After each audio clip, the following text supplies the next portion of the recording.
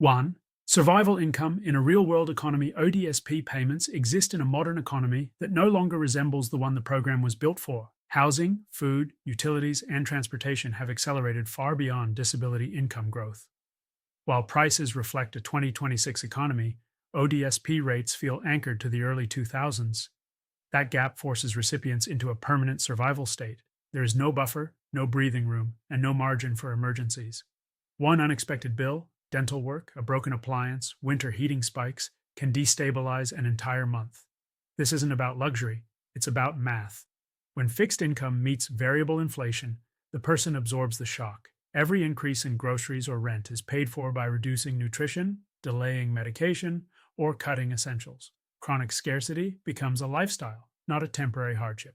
The system unintentionally normalizes deprivation. A support program should stabilize a person enough to allow health management, recovery, and participation in society. Instead, underfunding locks people into reactive decision-making.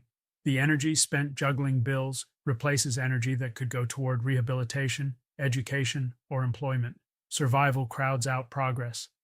2. Housing costs are consuming the entire benefit.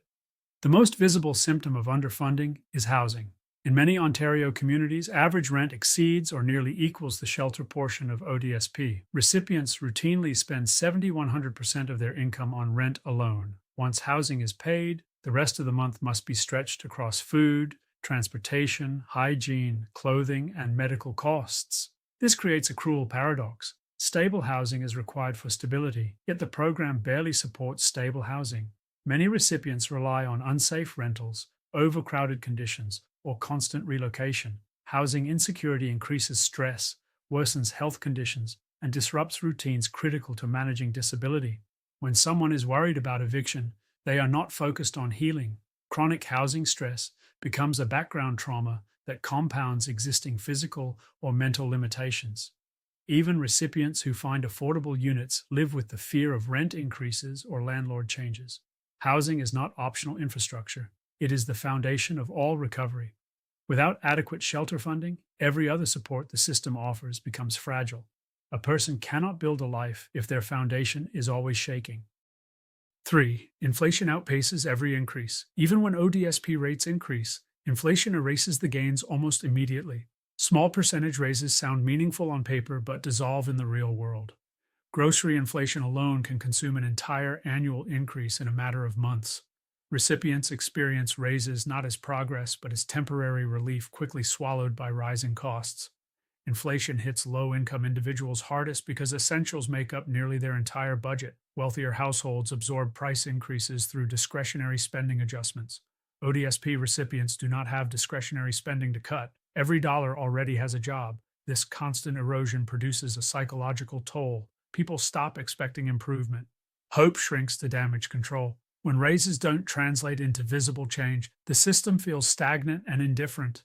A disability program must be indexed realistically to cost of living pressures. Without automatic, meaningful adjustments, recipients fall further behind every year. Chronic underfunding is not static, it compounds. Each year of underindexing widens the gap between survival income and actual living expenses.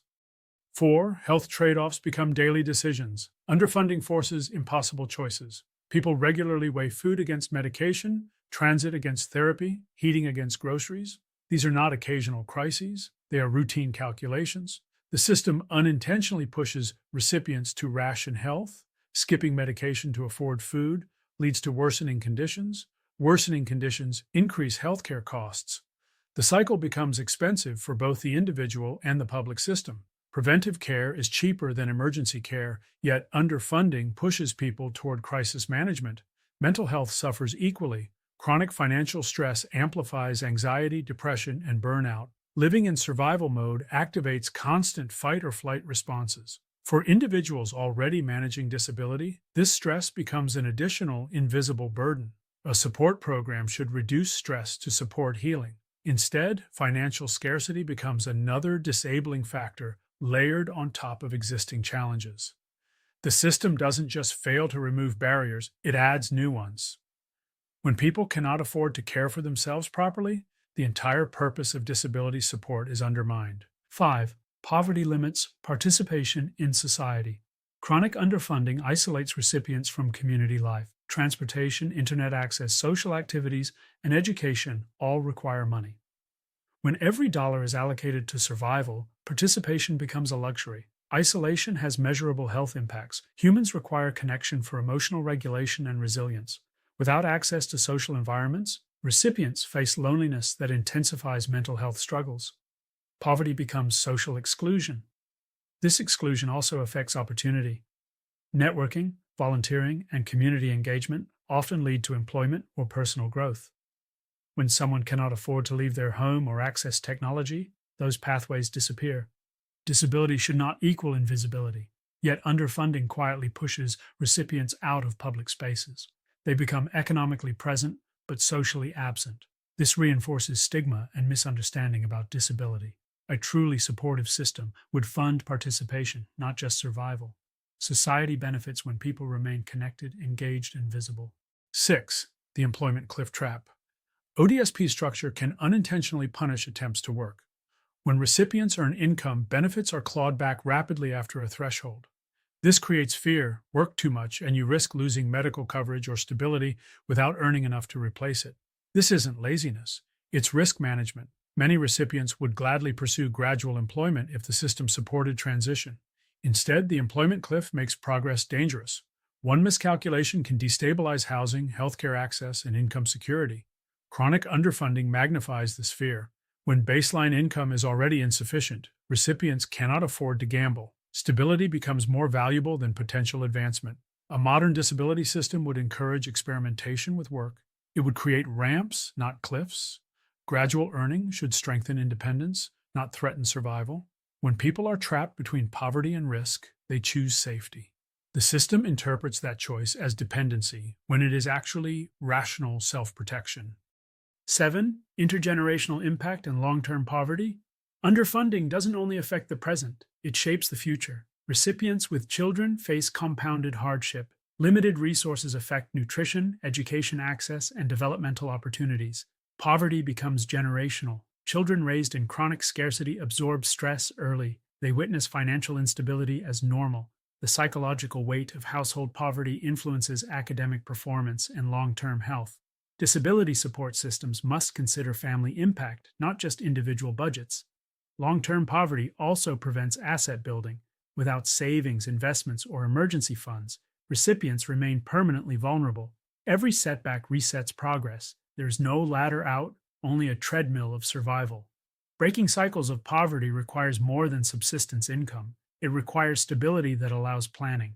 Planning is impossible when every month is a crisis. A disability program should prevent generational hardship, not transmit it. 8. Dignity, not bare survival. The deepest issue with chronic underfunding is philosophical. The system appears designed to maintain minimal survival rather than human dignity. Disability support should reflect a society's values. It should say, your life has worth beyond economic productivity. Living with dignity means access to safe housing, nutritious food, healthcare, and participation in community life. It means not waking up every day calculating what must be sacrificed to make the numbers work. Underfunding sends an unspoken message. Survival is enough, but survival is not living. Stability allows growth, healing, creativity, and contribution. Many recipients want to build meaningful lives within their limitations. The system should support that aspiration. When disability support aligns with real cost of living, it becomes an investment in human potential. People flourish when given stability. Chronic scarcity suppresses that potential. A humane system does more than keep people alive. It gives them the foundation to live.